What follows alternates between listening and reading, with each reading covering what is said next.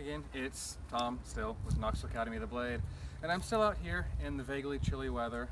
I have got to start doing these reviews in the summer and not in the middle of winter. I make really bad decisions, guys. But I'm also, in addition to my Feder, if you just saw the previous video, I'm going to be talking about the Neyman Fencing Inigo Montoya gloves. Lots of people have been asking about these, and the short version is I really like them. The slightly less short version is I like them a little bit less than I like my Thox. But they are great, great gloves.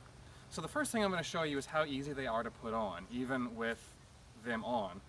So the old version of Neyman's gloves used a very tight cuff here, and it was closed with elastic cord and a basic cross-laced shoelace type pattern.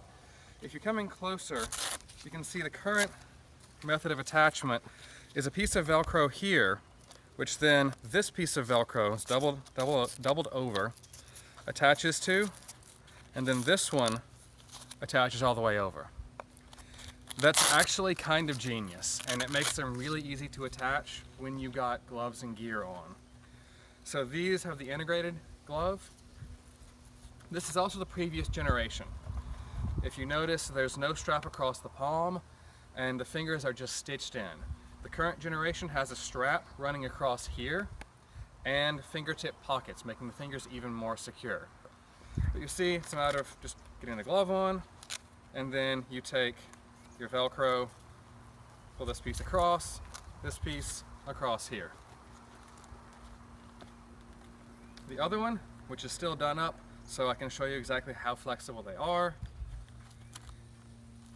Not easy to do, so I'm going to skip that part. I lied. I can get the second one. So, the other one,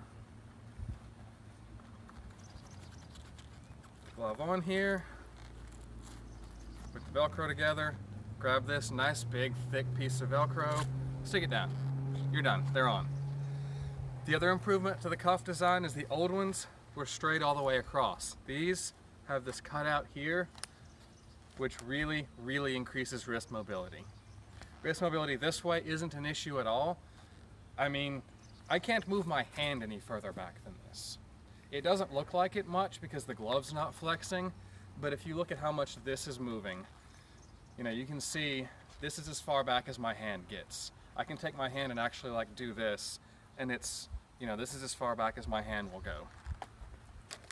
Construction-wise, the cuffs here and the wrist, back of the hand, and the thumb are the exact same as all of Neyman's other gloves. So if you've had their other gloves and you've been hit here, which I've been hitting the thumb on my Thox. I actually took a hit straight down, like not to the top of the thumb, but like it came down parallel to the blade because, well, not parallel to the blade because I'm left-handed. Yeah, I would have been here. But either way, it came in like this, parallel to the bone, and hit the tip of my thumb. And it was a little uncomfortable. That's about it. Just like the Thox and all Neyman's other gloves, this is fully protected, and the thumb is amazing. The thumb is still very mobile and fully protected. The fingers themselves, obviously fully mobile here. No real issues moving them at all. Again, these are the previous generation gloves.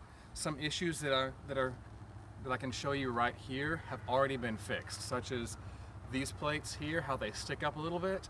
That's been fixed in the current generation. I've seen pictures and things of Neyman's newest generation of gloves, and they've slightly changed the attachments for this elastic, and they've slightly changed the plate shape so that they fit just a little bit better.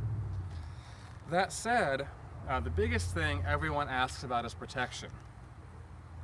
These are suitable for steel longsword. These are not mine, these are actually my wife's, but I'm prettier than she is, so I'm on camera. Which is why they're bright green instead of red like everything else I own. But protection-wise, hers are not the only pair of them in our club. And she and everyone else who's worn this style of glove have all been hit several times in the fingers, and they've been just fine.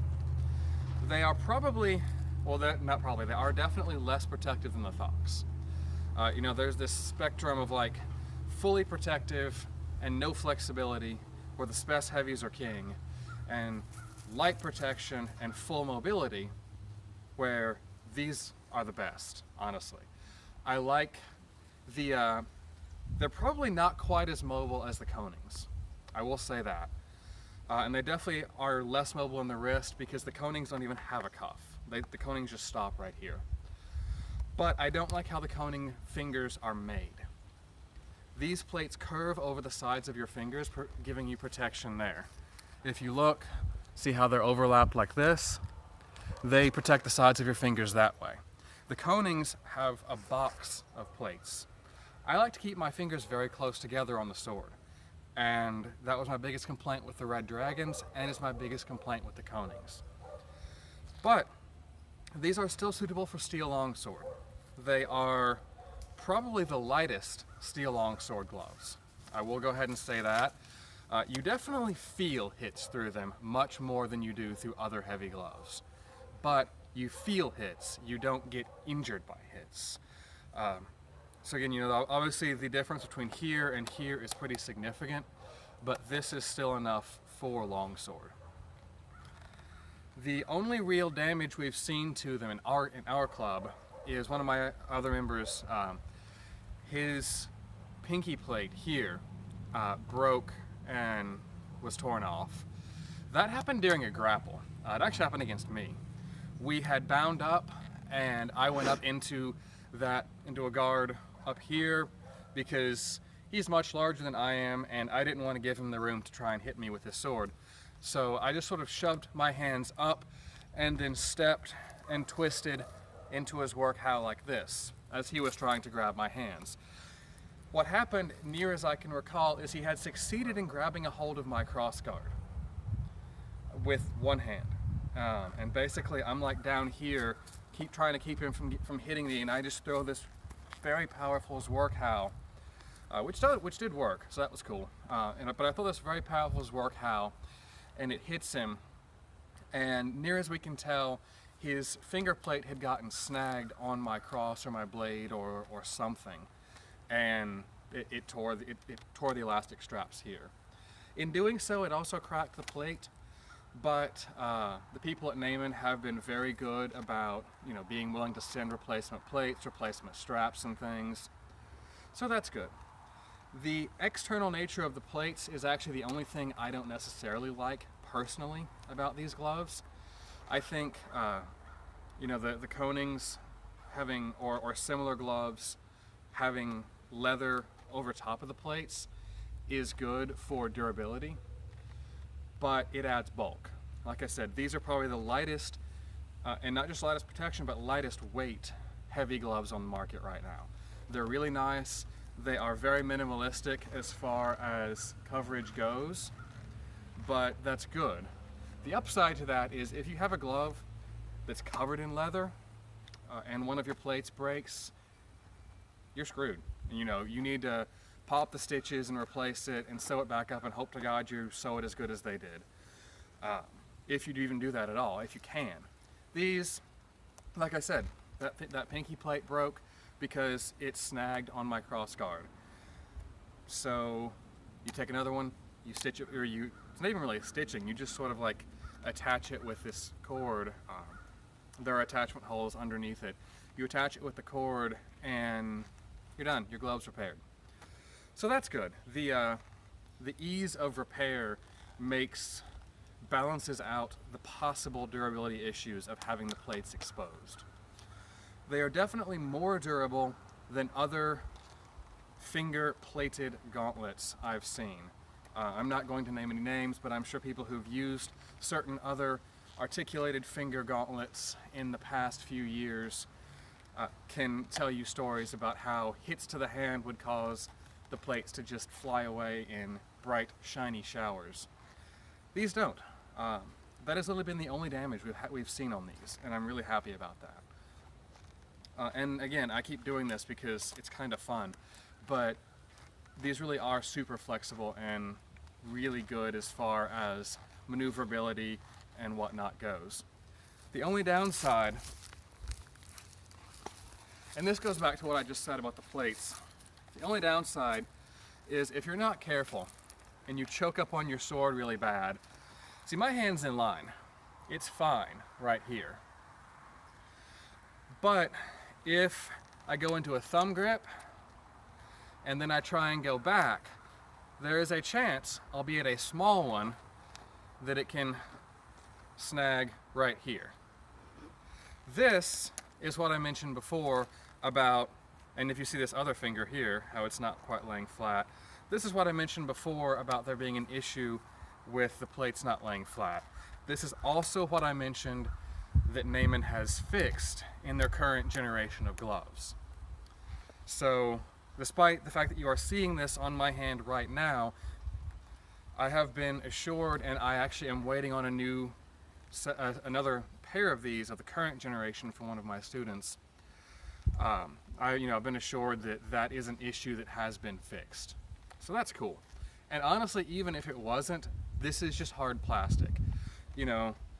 Because these are the old generation of gloves, I'm tempted to just take a Dremel or something and sand down these edges. It's not a big deal.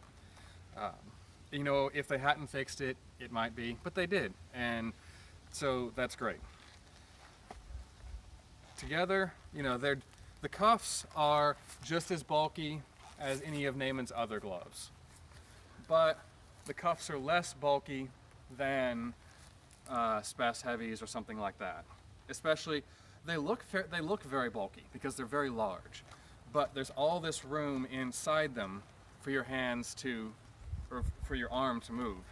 So even though they look like, right about here they would start binding, but there's all this room inside them, I can bring my hands very close together, my arms very close together, overlap my wrists very easily here, or even down here, and I don't have an issue doing any of these positions.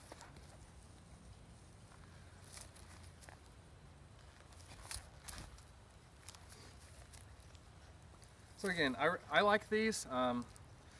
Personally, like I said, I think I like my Thox a bit better, but the people in my club who use these, they love them, and there's absolutely nothing bad about them, honestly. They are very comfortable, like I said before, and if you want to go on to the full mobility end of the spectrum, these are definitely the ones I recommend. Yeah.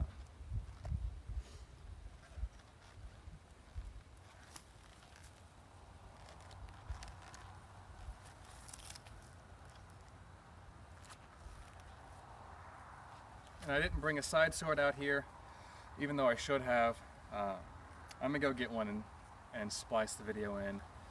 But no, I don't need to do that, because if you saw my video about this fetter, one of the things I like about it is the ability to go into a finger grip. I got the Thox for that reason. These are great for it too. So I can go here, I can slide up like this. So if you have a side sword, obviously the fingers are bulky. So if you have a side sword with a very narrow finger rings, they're not gonna fit. But if something like Red Dragons fit, if lacrosse gloves fit, if anything like that fits in your side sword grip, these will fit. And as far as using it for side sword goes, they're great gloves. So again, you got this full range of motion here with the gloves, with the wrists. There's no real binding on the wrists at all. I can use a fairly heavy sword here and everything still works out just fine. The only real gap in protection is right here. And honestly, it looks worse than it is because the glove is white and the gauntlet is black. But if you look at it from the top, the gap, this bit of the hand, is below the plane of the glove, of the gauntlet. And so for the hand to actually get hit right here, it would have to be a thrust coming in straight down the blade. That can happen. I'm not going to say it can't happen, but cuts that come in here are going to hit the gauntlet. Cuts that come in here are going to hit the gauntlet. This is going to hit the gauntlet first. The only real thing that's going to happen right here is, you know, like I said, a thrust coming in parallel or near parallel to the blade. So that's a possibility. But again, I think that's something that has been addressed in the current generation, because as I mentioned at the beginning of the video, the current generation includes a strap across the palm. And I think that strap across the palm also comes with some slight adjustments to the attachment of the glove, because the pictures of the new ones I've seen seem to have the glove seated a bit further into the gauntlet than these do.